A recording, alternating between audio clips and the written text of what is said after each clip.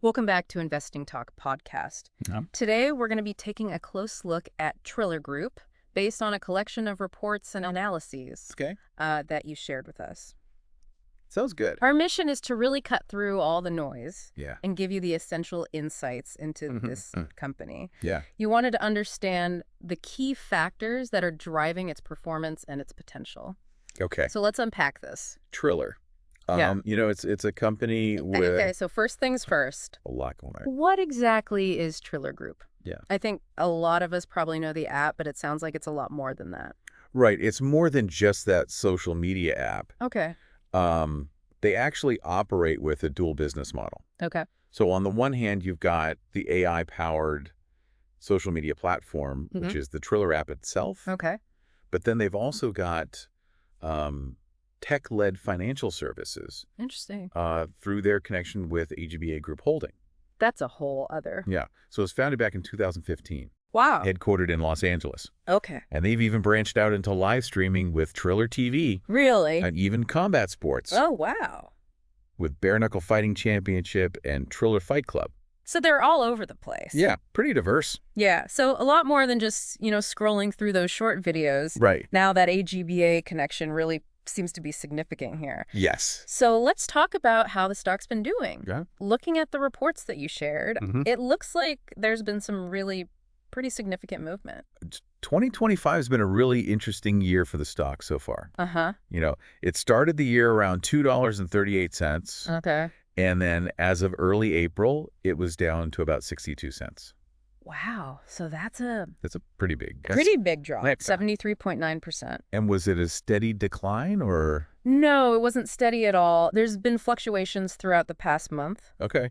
with a very notable dip in early April. Okay. And then also, I'm- I saw in the reports, we also have to remember that there was a reverse stock split back in October 2024. Right. And so for our listeners who may not be familiar with Yeah. the reverse stock split, can you just explain what that is and what that means? So reverse stock split, it basically reduces the number of outstanding shares and proportionally increases the price. Okay. Companies often do this when their stock price is very low, Okay. sometimes to avoid being delisted from an exchange. Got it. But it doesn't fundamentally change the company's underlying value. Okay. So not necessarily a good or bad thing. Just Okay. a thing. Right. So reverse stock split, 70+% drop. Yeah. Not exactly a sign of a very stable stock. No, not really.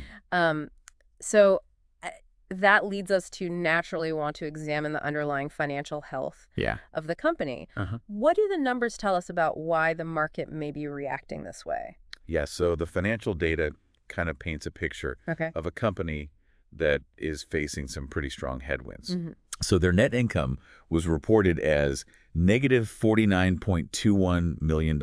Oh, wow. Okay. And that translates to a net margin of negative 139.01%. Okay. That negative net income tells us Yeah. that they're spending way more than they're earning. And that's a pretty It's substantial amount. Yeah. It's more than their entire annual sales. Right. That's a big hole. So there's a serious burn rate that has to be addressed quickly. Yeah. Return on equity is also really deeply negative Okay. at negative 805.50%. Okay. But on the revenue side, their annual sales are $46.34 million, Okay. and that gives them a price-to-sales ratio of 2.31. Okay.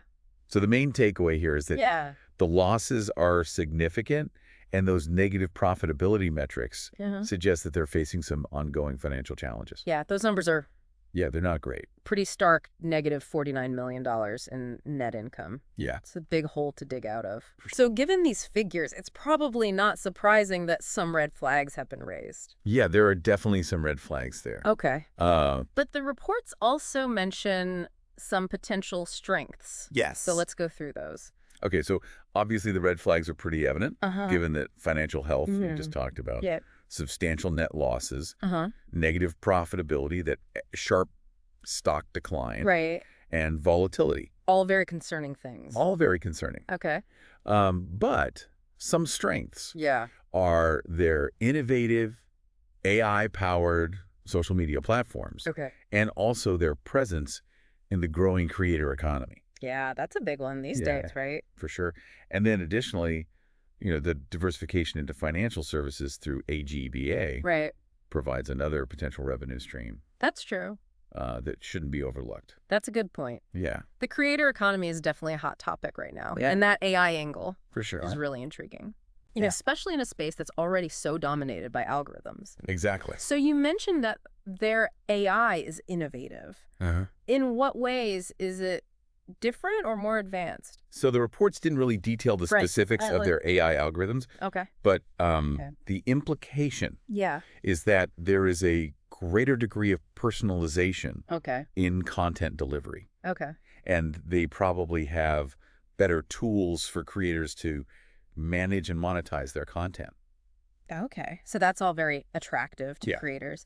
So how about the market views, Triller? Are analysts jumping to cover them? And it's interesting. What's the general sentiment? There's limited recent analyst coverage or ratings publicly available. So maybe kind of a wait and see? Yeah, wait and see. Approach? Yeah. Okay. And so what about just the general public sentiment? What are people saying on X or Reddit? So those reports didn't have a lot of information about that. Okay. But, Triller did participate in that high-profile event, the luncheon at Mar-a-Lago. Right. And that seemed like a very clear attempt to kind of boost their visibility and connect with potential investors. Yeah. And it kind of highlights, especially given that so much pressure they're under to really turn things around. Yeah. That Mar-a-Lago luncheon ahead of a potential TikTok ban. Exactly. That's a pretty big move. For sure. Okay. So speaking of TikTok, let's talk about the competition. Okay. Who are Triller's main rivals? Yeah. And how do they stack up? So in the social media and live streaming arena, you've got TikTok and YouTube. Right. Those are the big players. Yeah. Huge. Yeah. They've got a much larger market share and more established user bases. Right. In combat sports, Triller's BKFC and Triller Fight Club are competing with organizations like the UFC. So Triller's potential differentiators would be their AI-driven approach on the social media side. Okay. And their focus on creators. Okay. And that's a tough space to compete in, right? The creator economy is huge. Right. It's huge. When you're going up against those giants. It's going to be tough to taste. Yeah. It's a real David and Goliath situation. Yeah. It is. Looking ahead, what are some of the things that could drive their future success? Okay. And what are some potential roadblocks? Looking ahead, yeah, the future outlook depends on a couple of key factors. Okay. So the continued growth of the creator economy presents a significant opportunity if they can attract and retain creators. Right. They've also got their financial services segment through AGBA that could potentially expand. Okay. But they've also got some risks. Okay. Like evolving regulatory landscapes. Right. And that's something that's constantly changing. And always changing. Yeah. And intense competition in pretty much all of their business segments. Yeah, for sure. Okay. So now let's delve into some of those more recent moves that Triller has made. Yeah. What are some of the strategic developments we should be aware of? So a few things stand out. Okay. So they've redesigned their platform to improve the interface and user experience. And that's key. Yeah, which is really key. Yeah. They're also planning to bring on new, high-profile creators. Makes sense. And build exclusive communities within the platform. Okay. Their 2025 roadmap really focuses on the creator economy, which they're projecting to exceed $500 billion. Wow. Across the Triller app and their combat sports platforms and AGBA. So a lot riding on the creator economy. Yeah. And then, as we mentioned earlier, the attendance at that Mar-a-Lago luncheon, just before the anticipated TikTok ban, signals a proactive approach to connecting with investors and exploring growth in the short-form video market. Yeah, for sure. So it sounds like they're really trying to position themselves to capitalize on these shifts in the market, especially if something happens with TikTok. Right. Let's dig a bit deeper into the financial metrics with the 2023 data. Okay. We saw some top-line numbers, but what about revenue trends and profitability over time? Okay, so in 2023, their revenue was $45.55 million, which is actually a decline of 4.48% from the previous year. Okay. In 2022, it was $47.68 million. So a slight decline in revenue. Yeah. Okay. And their losses actually increased. Oh, wow. By 53.8% in 2023. So revenue's down, losses are up. Yeah. Not good. Not great. Okay. And then what about some of the other numbers? Yeah. So earnings per share in Q4 of 2023 was negative 41 cents. Okay. Their debt-to-equity ratio is negative 1.10 up. Okay, and can you explain what that means? So that means that they have negative equity. Okay. Meaning their liabilities exceed their assets. Okay, so that's pretty big. Financial. It's a concern. Yeah. And because of that negative earnings per share, you can't calculate a price to earnings ratio. Okay. And return on equity isn't available. Okay. Because of the negative equity. So the bottom line here is the losses are bad. Outweigh the revenue. Okay. And it puts them in a precarious position. So revenues down, losses. Yeah. But debt to equity ratio is negative. Right. All very concerning signs. Yes. Let's circle back to the business itself. Okay.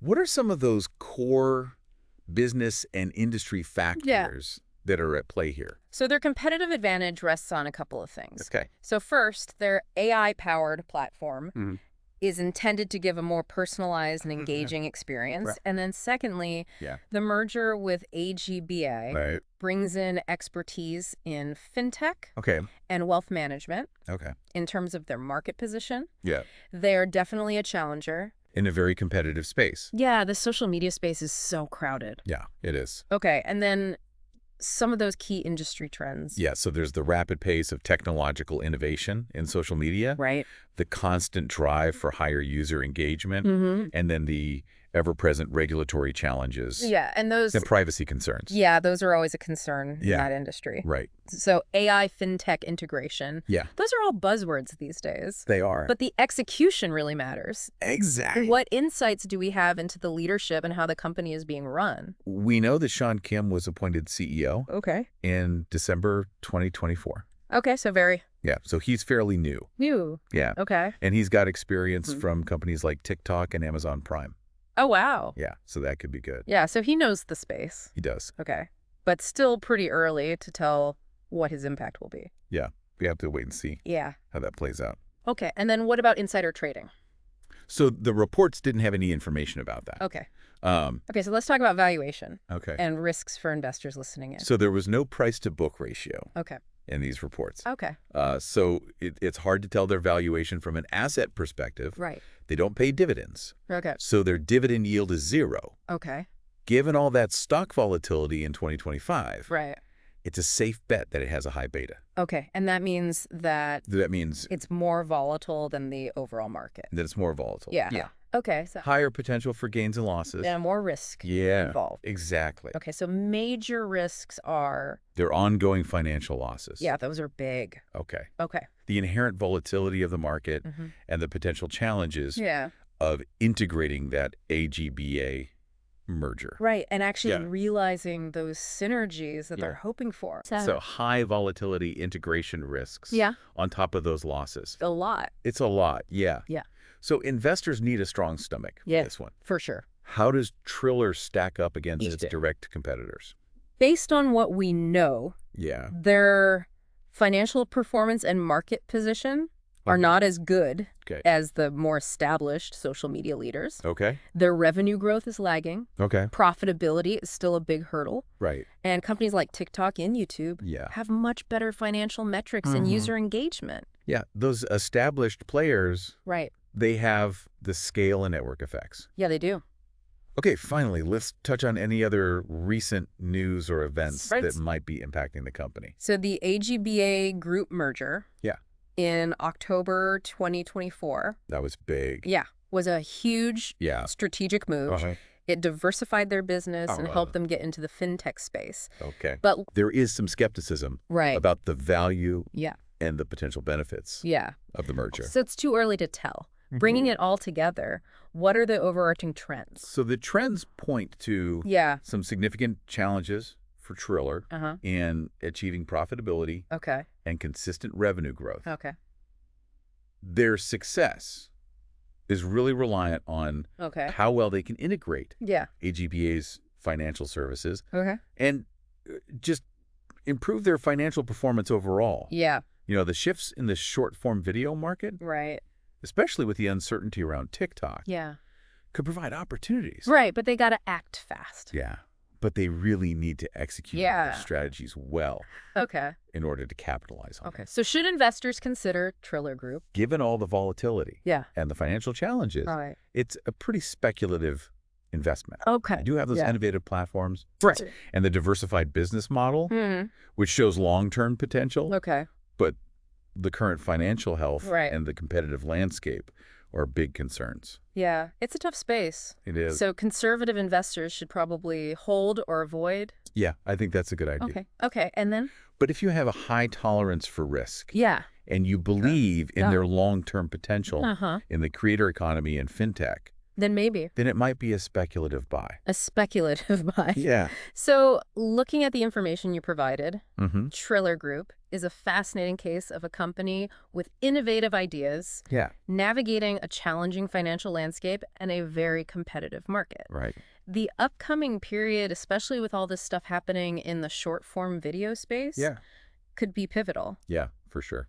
So what stands out to you most in this overview? What further questions does this raise for you as you consider all this? I think the big question is, can Triller really carve out a defensible niche against these established giants? Right. Or are they just spreading themselves too thin? Right. Yeah. We encourage you to delve deeper into their SEC filings and track their progress. Sounds good. Thank you for bringing this really intriguing company to our attention. Yeah, it was my pleasure. Remember to subscribe, like, and comment to let us know what else you'd like us to unpack.